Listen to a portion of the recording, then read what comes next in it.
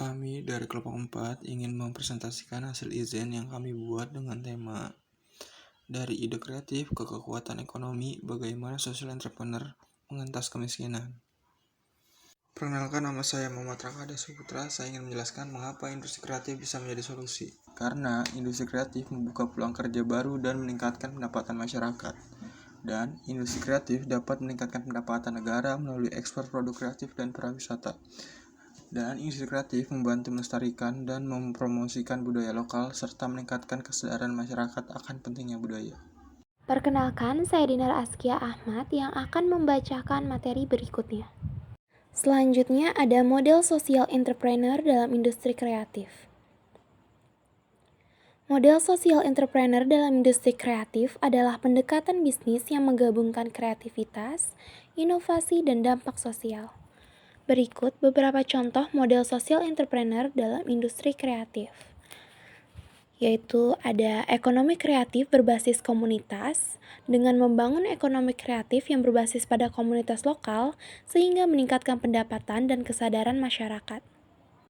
Selanjutnya ada produk sosial, membuat produk yang tidak hanya memiliki nilai estetika, tetapi juga memiliki dampak sosial positif, seperti produk yang mendukung pengrajin lokal atau produk yang ramah lingkungan.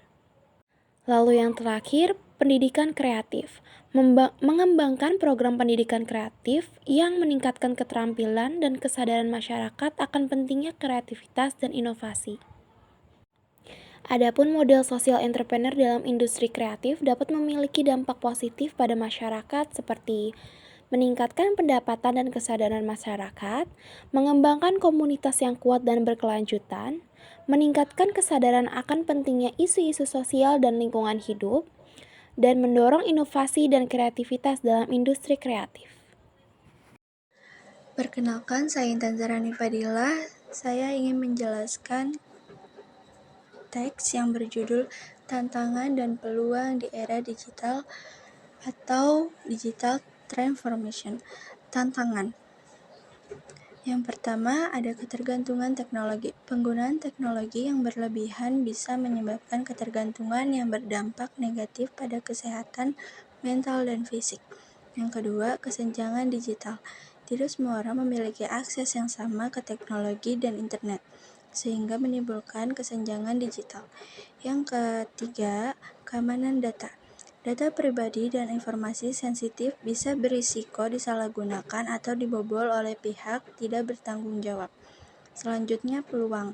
Yang pertama, akses informasi luas. Internet memungkinkan akses mudah ke informasi dan pengetahuan dari seluruh dunia. Yang kedua, koneksi global. Teknologi memungkinkan kita berhubung dengan orang-orang dari berbagai belahan dunia, memfasilitasi kolaborasi dan pertukaran budaya. Yang ketiga, inovasi dan kreativitas. Teknologi digital memungkinkan pengembangan produk dan layanan baru yang inovatif dan sesuai dengan kebutuhan pelanggan. Saya Rahman Razizah. Selanjutnya saya ingin menjelaskan terkait studi kasus Batik Kuningan. Batik Kuningan merupakan salah satu warisan budaya Indonesia yang memiliki nilai estetika dan filosofi tinggi. Berasal dari Kabupaten Kuningan, Jawa Barat, batik ini dikenal dengan motif-motif unik dan beragam. Setiap motif memiliki makna simbolis yang berkaitan dengan budaya, sejarah, dan kepercayaan masyarakat Kuningan. Sejarah dan perkembangan Batik Kuningan. Batik Kuningan memiliki sejarah panjang dan perkembangan seiring perubahan budaya dan tradisi masyarakat. Awalnya, batik ini digunakan sebagai pakaian tradisional dan simbol status sosial. Seiring perkembangan zaman, batik Kuningan tidak hanya dipakai dalam acara adat, tetapi juga menjadi produk kerajinan yang diminati oleh berbagai kalangan. Inovasi dalam motif dan warna membuat batik ini terus berkembang dan semakin dikenal luas. Motif dan makna batik Kuningan. Yang pertama, motif kuda melambangkan kekuatan, keberanian, dan ketangguhan, terinspirasi dari karakter masyarakat Kuningan yang gigih dan pekerja keras. Yang kedua, motif ikan dewa, melambangkan kesuburan, kemakmuran, dan kehidupan yang harmonis. Motif ini sering digunakan pada acara atau momen yang mengandung harapan akan rezeki dan keberkahan. Contoh motif batik Kuningan. Di sini ada contoh motif batik Kuningan.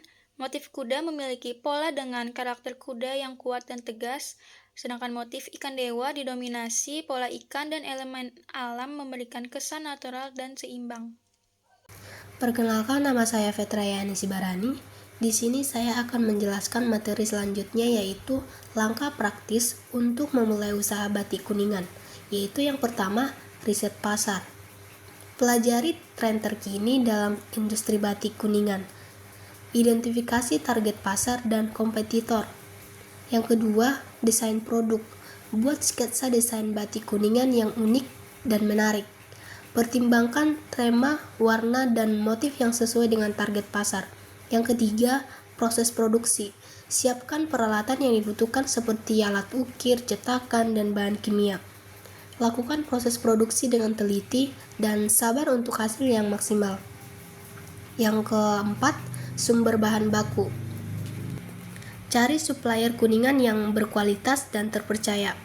Pastikan bahan baku yang digunakan aman dan tahan lama. Yang kelima, pemasaran. Buat akun media sosial untuk mempromosikan produk. Jual produk melalui platform online atau offline seperti pameran dan galeri seni. Yang keenam, pengelolaan keuangan. Buat anggaran dan rencana keuangan yang jelas. Pantau setiap transaksi untuk menjaga kestabilan keuangan usaha. Yang terakhir yaitu evaluasi dan pengembangan. Terima feedback dari pelanggan untuk perbaikan produk. Terus berinovasi untuk meningkatkan kualitas dan daya saing produk. Dari ide kreatif ke kekuatan ekonomi, bagaimana social entrepreneur mengentas kemiskinan? Ketika kreativitas bertemu dengan determinasi, perubahan nyata menjadi mungkin.